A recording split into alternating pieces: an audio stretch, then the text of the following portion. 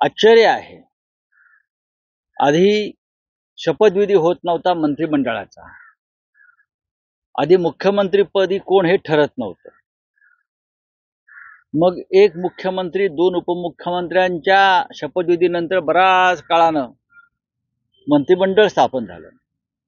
मंत्रिमंडळ एकदा कसं बस शपथ घेतल्यावरती खातेवाटपाला विलंब झाला. आता खातेवाटप होऊन एक कालखंड लोटला तर जिल्ह्याचे पालकमंत्री ठरत नाहीत. पालकमंत्री घोषित केले मुख्यमंत्र्यांनी परदेशात जाण्याआधी,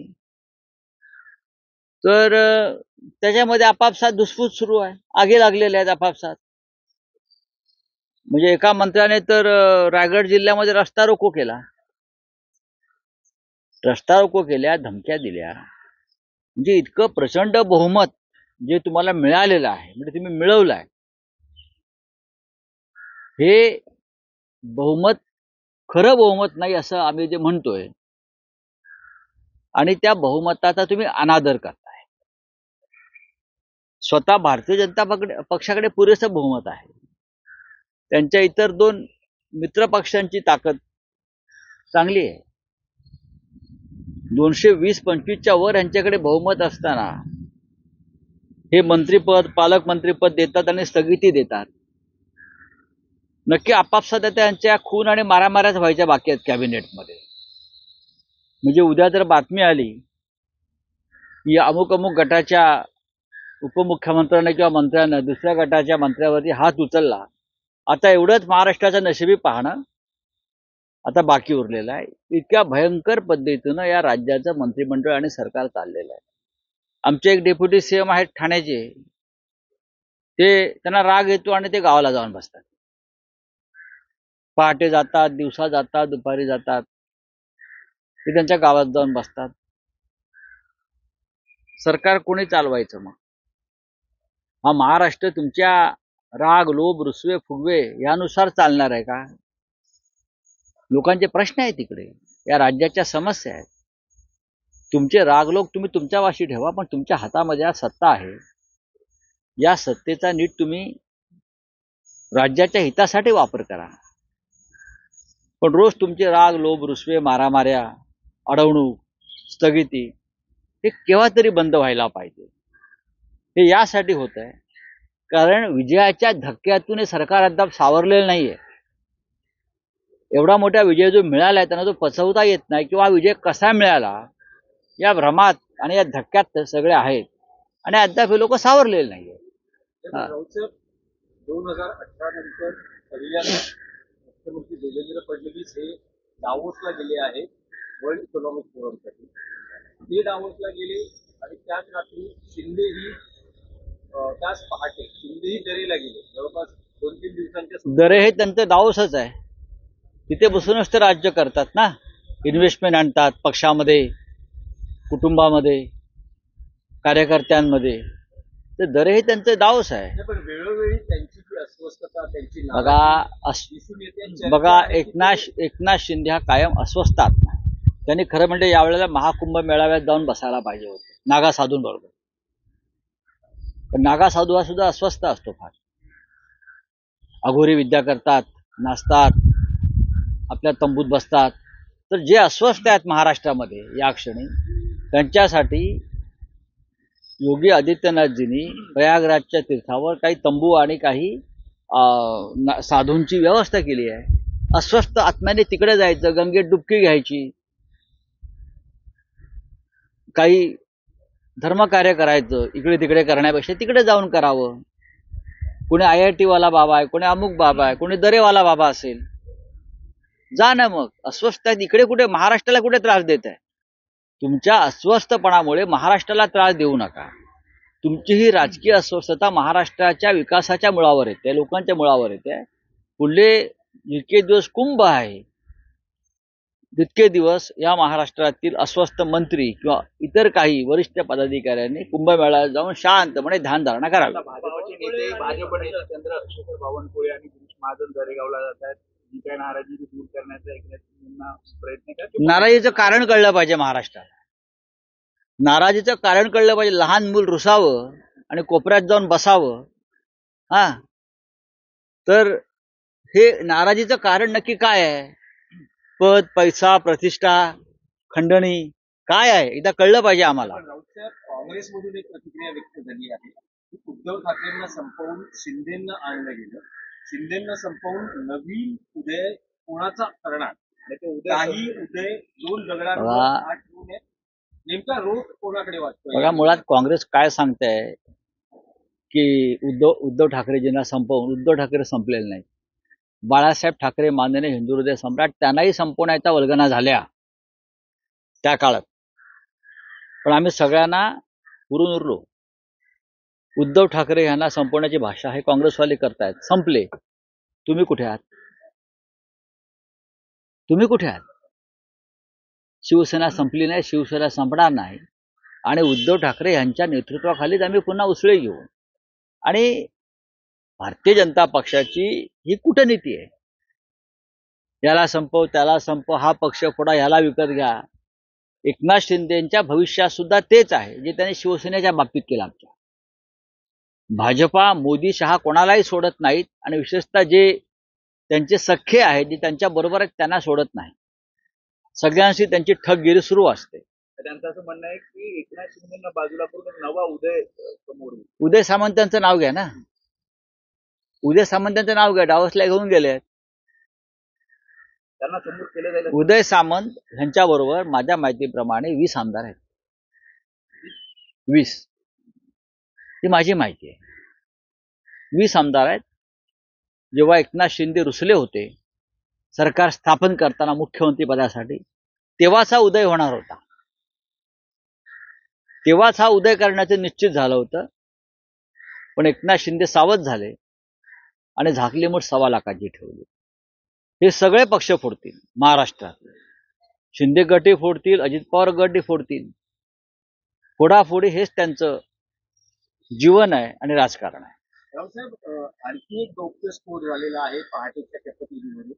धनंजय मुंडे त्यांच्या भाषणात असं म्हणाले की पहाटेचा शपथविधी हा अजित पवारांविरोधात अटकारस्थान होतं. पुढे केलं, आणि आपण ओरडून सांगत होतो की तुम्ही शपथ घ्यायला जाऊ नका. तरी मग अजित पवार मग आता का नाही ओरडून सांगितलं? तेव्हा ओरडून सांगितलं. मग आता माननीय शरद पवार साहेबांच्या पाठीत खंजीर खुपसताना तेव्हा तुमचं हे ओरडणं आणि नरडं कुठे गेलं होतं? दादा, हे चुकीचं करतोय आपण. पवार साहेबांना अशा प्रकारे या वयात त्रास देणं, छळणं, यातना देणं, त्यांनीच निर्माण केलेला पक्ष आणि आपण सगळे अशा प्रकारे बेमानी करणं हे योग्य नाही. पहाटेच्या शपथविधी संदर्भात तुम्ही ओरडत होतात, मग आता तुमचं ओरडणं कुठे गेलं?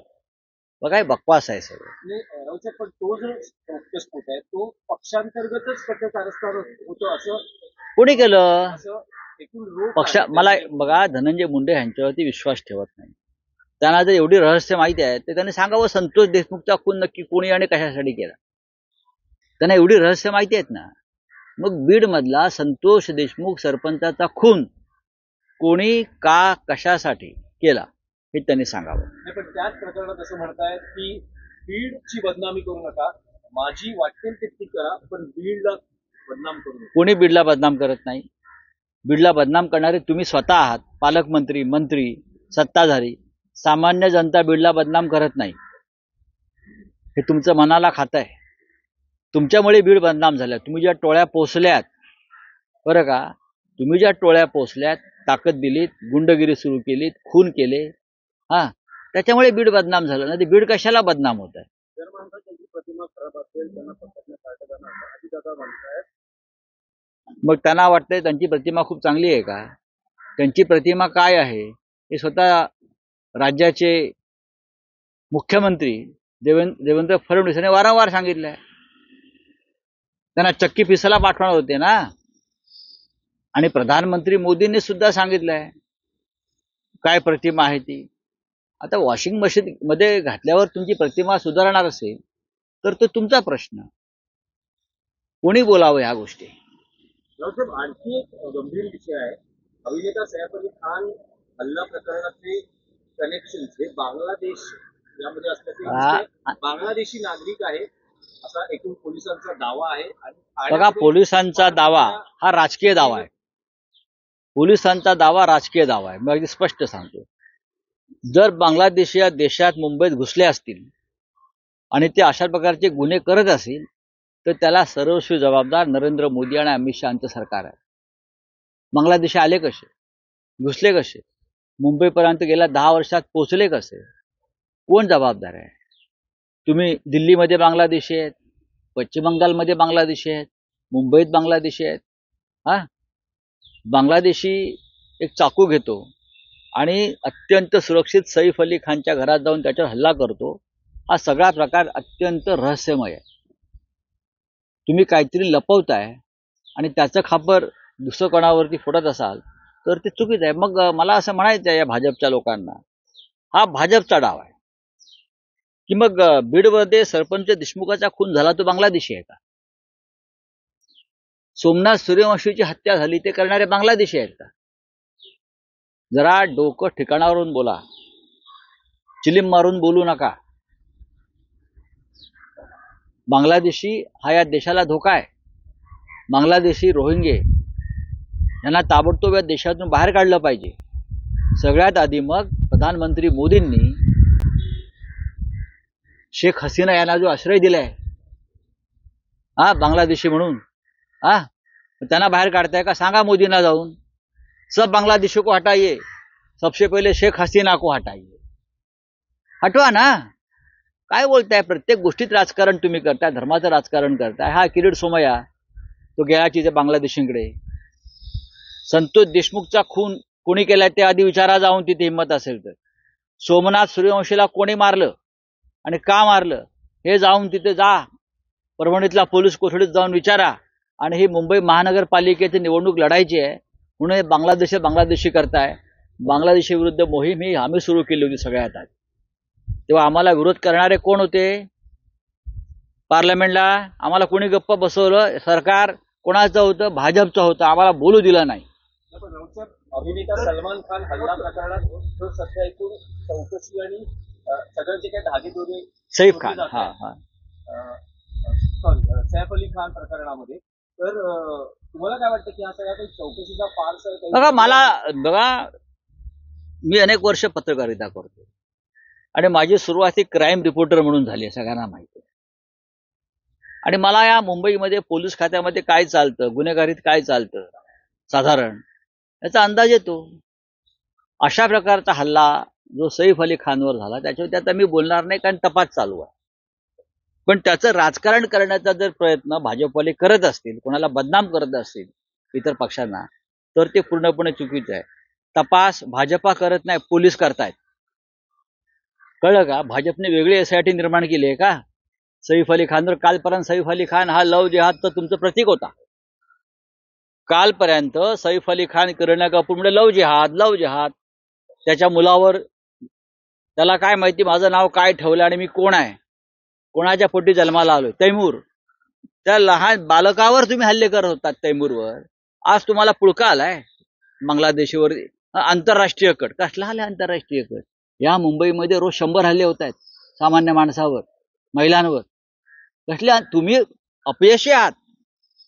तुमचं गृह मंत्रालय राज्याचं आणि देशाचं अपयशी आहे. जर रोहिंगे इथे आले असतील, बांगलादेश आले असतील, तर अमित शहानी जबाबदारी घेतली पाहिजे या बांगलादेशाची. बॉलिवूड अभिनेत्यांवर जे हल्ले होत आहेत असं म्हटलं जातं की कोणावरही झालेलं नाही. कोणी असुरक्षित नाही. बॉलिवूड सगळ्यात सुरक्षित बॉलिवूड आहे. या महाराष्ट्रातलं मुंबईतलं अंडरवर्ल्ड ज्याच्यापासून बॉलिवूडला धोका होता, ते काँग्रेस राष्ट्रवादीच्या सरकार असताना आणि मनोहर जोशींच्या सरकार असताना त्याआधी अंडरवर्ल्ड पूर्णपणे मोडून काढण्याचं काम या सरकारने केलंय. बोलिए, आपका क्या है?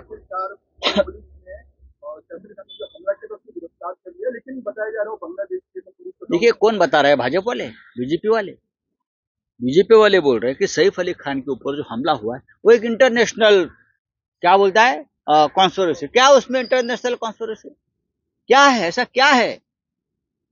एक अभिनेता का ऊपर हमला हुआ है, चाकू से हमला हुआ है. उसके पीछे का रहस्य क्या है वो आप जनता को बताइए. वो कौन है, क्या है? अगर वो बांग्लादेशी है और बीजेपी वाले मुंबई के बांग्लादेशी तौर से बोल रहे हैं, तो उसकी जिम्मेदारी किसकी है? केंद्र सरकार की है। अगर बांग्लादेशी यहाँ आए हैं, रोहिंग्या आए हैं, तो अमित शाह की जिम्मेदारी है, गृह मंत्री जी की। तो इस्तीफा दीजिए, मांगो उनका इस्तीफा। हाँ, अगर बांग्लादेशियों को हटाना है आपको, तो आप प्रधानमंत्री जी को जाकर डेलीगेशन मुंबई का लेके जाइए। मैं आह्वान करता हूँ, यहाँ के मुंबई के जो बीजेपी के नेता है, मंगल प्रभात जी लोढ़ा होंगे, आशीष शेलार जी होंगे, चाहे मुख्यमंत्री हो हमारे फडणवीस जी, जाओ मोदी साहब को मिलिए, गृह मंत्री जी से मिलिए और बोले सभी बांग्लादेशियों को हटाइए और शुरुआत कीजिए शेख हसीना से, जिनको आपने यहाँ आश्रय दिया है। क्या है, नौटंकी करते हैं बीजेपी वाले। मुंबई महानगर पालिका का चुनाव है ना, तो लोगों को डराते हैं, लोगों के मन में भय निर्माण करते हैं। बांग्लादेशी से निपटने के लिए हम काफी है। शुरुआत हमने की थी, भाजपा वाले तब हमको पार्लियामेंट में बोलने से रोक रहे थे बांग्लादेशी के ऊपर, इंटरनेशनल रिलेशन खराब हो जाएगी। किसकी सरकार थी उस वक्त? अबे सैफ अली खान के बारे में बोल रहे, 10 दिन पहले लव जिहाद बोल रहे थे। करीना कपूर और सैफ अली खान ने लव जिहाद है। अब आपको उसके ऊपर हमला होने के बाद बहुत प्यार आया है। उसका बेचारा बेटा है एक इनोसेंट, तैमूर उसका नाम रखा होगा। तो तैमूर के बारे में आपके लोग गलत सलत बोल रहे थे, बच्चा है उसको छोड़ दीजिए।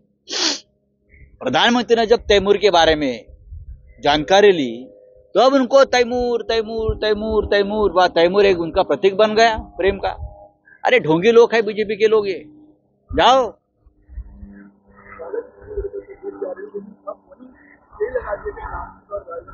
देखिए ये सरकार के पास भारी बहुमत है, अघोरी बहुमत है, फिर भी ये सरकार नहीं चल रही है। भारी बहुमत है। क्यों नहीं चल रही है? क्योंकि उनको जो विजय प्राप्त हुआ है उससे अभी वो सदमे में है।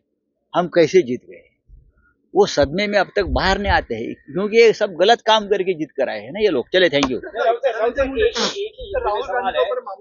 कांग्रेस के एक नेता कह रहे हैं कि उद्धव ठाकरे को खत्म करके शिंदे को लाया बीजेपी ने, फिर उसके बाद शिंदे को खत्म करके अभी नए एक नेता का उदय करने बात ऐसी है, अगर कोई ये बात करता है तो उनको महाराष्ट्र के राजनीति के बारे में उनको जानकारी नहीं है।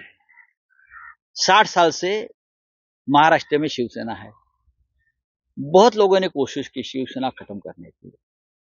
बालासाहेब ठाकरे जी को भी खत्म करने की कोशिश की, उद्धव ठाकरे जी को खत्म करने की कोशिश करते, लेकिन ये शिवसेना जमीन से जुड़ी हुई पार्टी है। ये पार्टी और हमारे नेता कभी खत्म नहीं होंगे। Wait and watch. एक पीरियड आता है, अप डाउन होते हैं पार्टी में, राजनीति में। मौका हमें भी मिलेगा ना, तब हम करेंगे ना क्या करना। ये तो अच्छा नेता है। देश विदेशातील प्रत्येक घडामोडींचे लाईव्ह अपडेट मिळवण्यासाठी आता साम टीव्हीच्या सर्व सोशल मीडिया प्लॅटफॉर्मला लाईक, फॉलो आणि सबस्क्राईब करा। तसंच सर्व नोटिफिकेशनसाठी बेल आयकॉन प्रेस करायला विसरू नका।